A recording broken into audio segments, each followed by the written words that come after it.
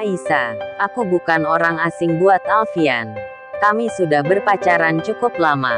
Lagi-lagi Aisyah tersenyum. Saya tahu, ucapnya dengan santai. Lalu apa reaksimu? Tanya Anita heran melihat Aisyah yang bersikap biasa saja. Memangnya Anda ingin saya bagaimana? Memarahi Anda, menamparkan dan menjambak rambut Anda? Anita terhenyak. Saya tidak akan seperti itu.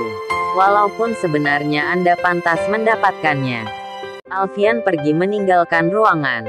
Sementara Aisyah menghampiri ayah mertuanya dan duduk di sampingnya. Aisyah memijat perlahan kaki ayah, sambil berbincang dengan ibu mertuanya. Kamu di mana? Tanya Anita di ujung telepon. Tiba-tiba ayahku sakit, jadi aku pulang. Jawab Alfian seusai dirinya bertemu dengan dokter yang menangani ayahnya. Anita terdiam. Kenapa? Tanya Alfian heran. Ada yang ingin aku bicarakan denganmu. Jawab Anita dengan serius. Soal apa? Ini penting. Aku tidak bisa meninggalkan ayahku yang sakit. Jadi aku mengajukan cuti barusan. Kira-kira 3 hari lagi aku akan kembali ke kota. Baiklah, aku saja yang akan ke sana. Alfian terdiam sejenak tidak segera mengiyakan. Memangnya masalah apa yang ingin kamu bicarakan? Hubungan kita. Jawab Anita pelan. Kenapa dengan hubungan kita? Tanya Alfian penasaran. Tunggu saja aku. Kita bicara langsung. Baiklah. Alfian segera menutup teleponnya sambil bertanya-tanya apa sebenarnya yang ingin Anita bicarakan dengannya. Akhir-akhir ini dia melihat jika sikap Anita memang sedikit berubah padanya. Cenderung lebih diam bahkan menghindarinya. Alfian ingat pasti jika perubahan sikap Anita terjadi setelah dia menemui Aisyah. Alfian yang berjalan sambil setengah melamun tak menyadari jika dirinya telah sampai di kamar perawatan sang ayah. Dia langsung melihat Aisyah yang sedang duduk di samping ayahnya. Ayahnya yang rupanya sedang bangun, sedang diberi minum oleh Aisyah. Alfian segera menghampiri keduanya. Dia langsung menanyakan kondisi ayahnya yang dijawab oleh sang ayah jika kondisinya sudah lebih baik. Di mana ibu? Tanya Alfian melihat Aisyah. Beliau pulang dulu.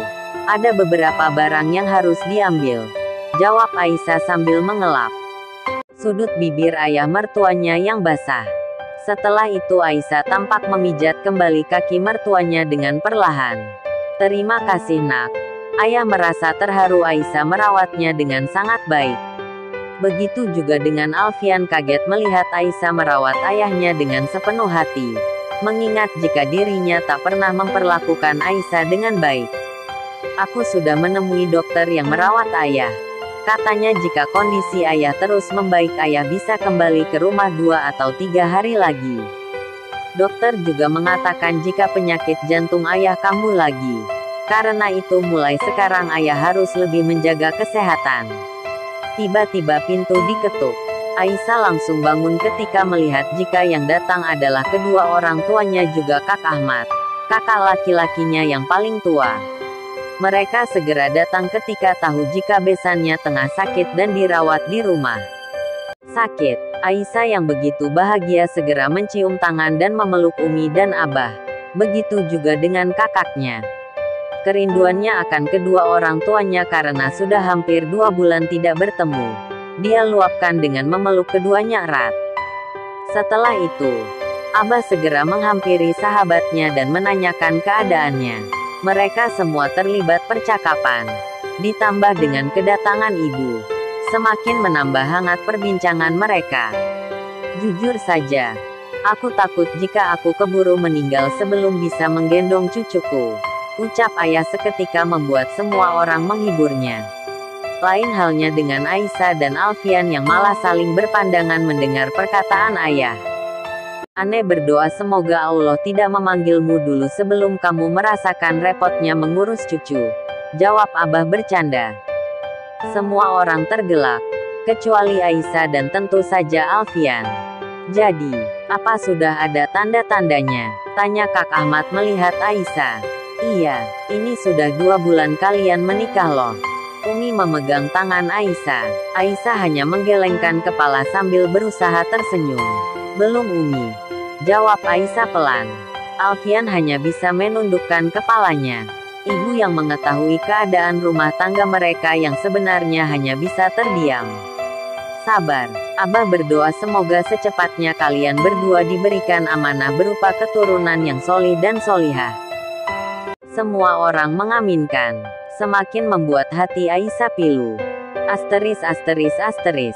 Setelah ayah mertuamu sembuh, menginaplah di rumah 1 malam saja. Adikmu Maryam sangat merindukanmu, ucap ibu sambil mereka berjalan menuju parkiran mobil. Iya ibu, aku harus meminta izin pada suamiku dulu. Ajaklah suamimu juga menginap di sana, ucap ibu lagi sambil menaiki mobil. Aisyah mengangguk. Setelah menyalami semuanya, Aisyah melambaikan tangan melihat mobil yang melaju meninggalkan parkiran. Aisyah berjalan kembali memasuki lobi rumah sakit, sambil sedikit melamun memikirkan banyak hal, terutama sang ayah mertua yang rupanya sudah mengharapkan kehadiran seorang cucu. Dia berjalan menyusuri koridor demi koridor masih dengan banyaknya hal yang dia pikirkan, hingga tak sengaja di ujung koridor yang sepi, dia melihat Alfian yang tengah berdiri bersama seorang wanita. Aisyah kemudian tahu jika wanita itu adalah Anita. Keduanya tampak sibuk berbicara dengan serius. Aisyah tak ingin mengganggu. Dia segera membalikkan badannya namun terlambat karena kehadirannya sudah diketahui oleh Anita. Aisyah, tunggu dulu. Kebetulan kamu ada. Kita harus bicara bertiga. Anita memanggil Aisyah sambil berjalan ke arahnya. Alfian segera memegang tangan Anita, memintanya untuk tidak mengajak serta Aisyah dalam permasalahan mereka. Aisyah sekilas melihat tangan sang suami di lengan Anita. Segera dia memalingkan wajahnya. Anita menepis tangan Alfian, kembali berjalan mendekati Aisyah lalu memegang tangannya dan menariknya mendekati Alfian. Sekarang kamu harus memilih, dia atau aku. Anita menatap wajah Alfian dengan sangar. Kamu tahu jika dia telah menyebutku seorang perebut suami orang. Aku sangat tersinggung karena kenyataannya dialah yang telah merebutmu dariku. Anita menunjuk Aisyah dengan sangat marah. Aisyah melepaskan tangannya dari genggaman tangan Anita. Dia ini hanya badan dan mulutnya saja yang ditutupi tapi mulutnya tidak dijaga. Kamu tahu beberapa hari ini aku memikirkan semua perkataannya yang telah menghinaku. Alfian terdiam. Dia tahu jika saat ini Anita sedang sangat emosi. Dia tahu jika seperti itu hal yang harus dilakukannya adalah mendengarkan semua perkataannya harus menyelanya. Begitu juga dengan Aisyah yang terdiam santai ketika Anita berulang kali menghina dan menunjuk dirinya.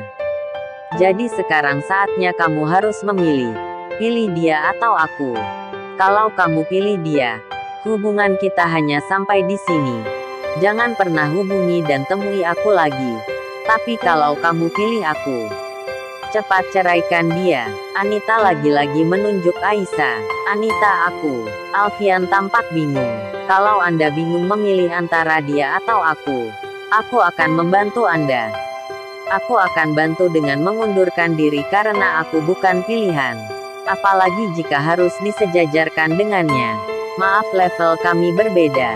Anita langsung membelalakkan matanya, meminta suami orang untuk memilih. Meminta suami orang untuk memilih antara dirinya dan istri sah. Sudah jelas jika hanya wanita tak bermartabat yang bisa melakukannya.